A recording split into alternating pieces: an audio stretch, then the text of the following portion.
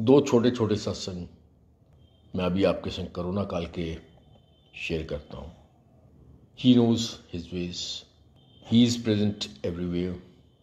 ना गुरु आए ना गुरु गए। एक परिवार में जन्म लिया, अपना शरीर, क्योंकि ये गुरु ने फिर वही प्रैक्टिकली दिखा दिया, शरीर नाशवान है, इसका कोई मतलब नहीं है। जर्नी बहुत लंबी है, कहाँ से शुरू हुई थी कहाँ ख़त्म होनी है पता नहीं।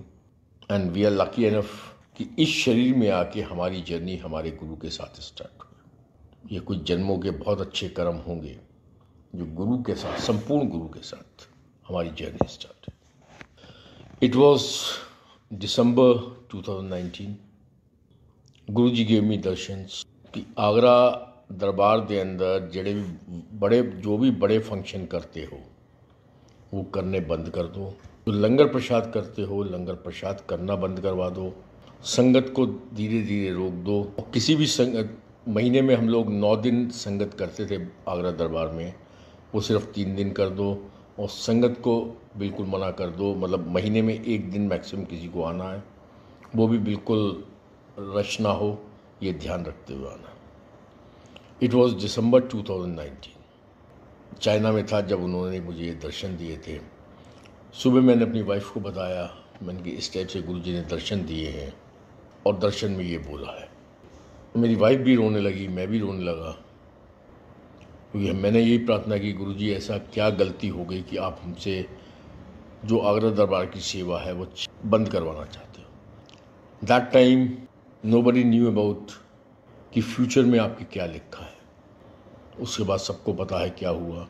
हमने कोई बड़ा फंक्शन नहीं किया।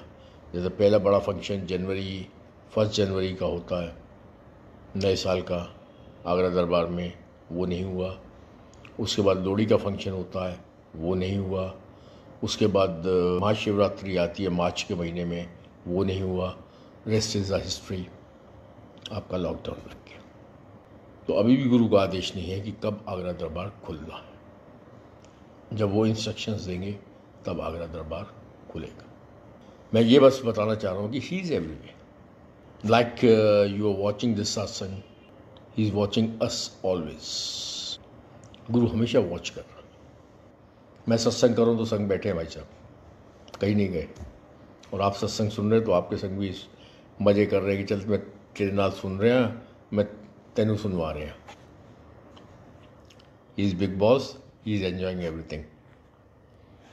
द सेकेंड सत्संग 2 अगस्त 2020, 1 अगस्त 2020 की रात, 2 अगस्त 2020 की मॉर्निंग। गुरु जी गेव मी दर्शन मेरे पेरेंटल हाउस में, जिस कमरे में कभी 2008, 9, 10, 11 में सोता था, उस कमरे से गुरु जी निकले और हाथ में एक कैलेंडर पकड़ के उस कमरे से जस्ट नीचे, मतलब वो कमरा है फर्स्ट फ्लोर पे जहाँ मैं सोता था, उसके नीचे वाला कमरा है ग्राउंड फ्लोर पे। उस कमरे में जहाँ मेरा भतीजा रहता था, उस कमरे में गए। मैं पीछे पीछे गया। उस कमरे में एक कुर्सी पे वो कैलेंडर रख दिया और फिर ऐसे मुंह करके बेड पे लेट गए। मैं ऐसे मुंह करके बेड पे लेट गया। तो गुरु जी कहते बड़ी परेशानी आने वाली है। जिस कमरे में वो लेटे और जिस कमरे में उन्होंने कैलेंडर निकाला, वो मेरे भतीजे का कमरा था, जो जहाँ वो शादी से पहले, मतलब दिसंबर 2019 से पहले उस कमरे में वो सोता था। और उसके बाद से एक नया घर ले लिया तो वहाँ शिफ्ट हो गया। और जिस कमरे से कैलेंडर निकाला, उस कमरे में मैं सोता था 2011-12 के आसपास।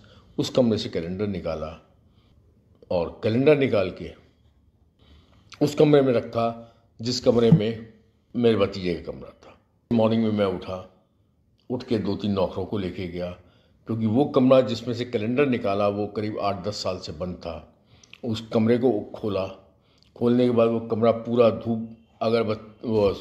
धूल मट्टी से भरा हुआ था। तो उसको साफ़ किया। साफ़ करके उसमें एक कैलेंडर लटका हुआ था। उस कैलेंडर को लेके नीचे वाले जहाँ मेरे भतीजे का कमरा है, उस कमरे में वो कैलेंडर जहाँ कुर्सी पे जैसे गुरुजी ने रखा था वैसे रख दिया।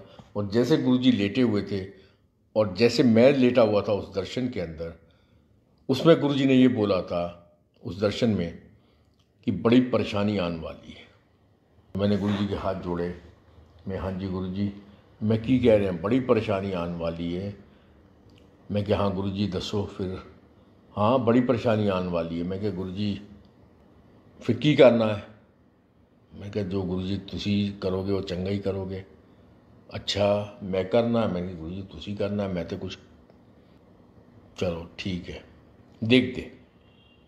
इतना कह के वो दर्शन ख़त्म हो गए। सुबह जब 2 अगस्त को मैं उठा, रूम साफ़ किया, कैलेंडर नीचे रखा, कुर्सी के ऊपर कैलेंडर रख दिया, 2 स्वरूप गुरुजी के रख दिए। ये है 2 अगस्त 2020 की बात। 10 सितंबर 2020 जिस मेरे भतीजे के रूम में जाके गुरुजी ने वो कैलेंडर रखा, जो कि मेरे संग मेरे ऑफिस में बैठता है। उस ऑफिस में करीब 20 लोग और बैठते हैं। उसकी वाइफ के पेट में बच्चा था। 20 तारीख को उसकी डिलीवरी होनी थी उसकी वाइफ की, 20 सितंबर को। 10 सितंबर को उसको बुखार हुआ, तबीयत खराब हुई and he was corona positive. अब एक परिवार, जो गुरुजी ने 2 अगस्त को मुझे बोला बड़ी परेशानी आने वाली है, 10 सितंबर को उसकी रिपोर्ट पॉजिटिव आए तो सब लोग हाथ पैर फूल गए। मैंने आंख बंद करके 1 मिनट गुरुजी का ध्यान किया। उनका वो दर्शन मैंने याद किया 2 अगस्त का, उसमें बहुत क्लियर था, अच्छा चलो देख दे। तो very clear, I became very positive कि देख दे मतलब guru is doing now, guru is curing now, I need not to worry. मैं शांति से बैठ गया। नॉर्मली मैं अपने ऑफिस 3 साढ़े 3 बजे दोपहर को जाता हूँ। नेक्स्ट डे से मैंने 10 बजे ऑफिस में जाना शुरू कर दिया, क्योंकि मेरा भतीजा क्वारंटीन हो गया, लोगों में दहशत पैदा ना हो। I had to lead the team. मैं सुबह 10 बजे ऑफिस में जाना शुरू हो गया। उसकी वाइफ का टेस्ट कराया गया, उसकी वाइफ का टेस्ट नेगेटिव, भतीजे का टेस्ट पॉजिटिव। उसके पेट में डिलीवरी होनी है 5 6 8 दिन के बाद। एक किसी भी लेडी का पति कोरोना पॉजिटिव है जिसकी डिलीवरी होनी है 5 6 दिन के बाद। तो everybody in my family they were disturbed, क्योंकि मेरा अपना एज फैक्टर है। तो सबको ये डर लगा, पापा आप भी टेस्ट करा लो। बेटियों ने बोला, मैंने कि मैं टेस्ट नहीं करा रहा, मुझे पता मेरा गुरु कल्याण कर चुका है। मैंने कहा मुझे कोई टेस्ट कराने की ज़रूरत नहीं, कोई भी आदमी कोरोना पॉजिटिव नहीं आएगा, बी श्योर अबाउट दैट। तो गुरुजी ने कह दिया था चलो अच्छा फिर देखते, बड़ी परेशानी आने वाली। मैंने कहा गुरुजी जो करना है वो आपने करना है, चलो फिर देखते।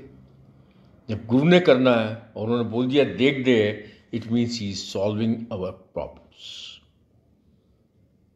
होने को क्या होता मुझे नहीं पता, बड़ी परेशानी आने वाली है।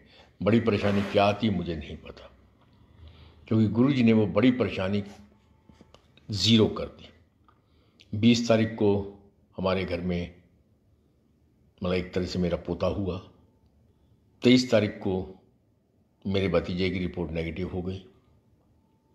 घर में सब हेल्दी हैं विद हिज ब्लेसिंग्स।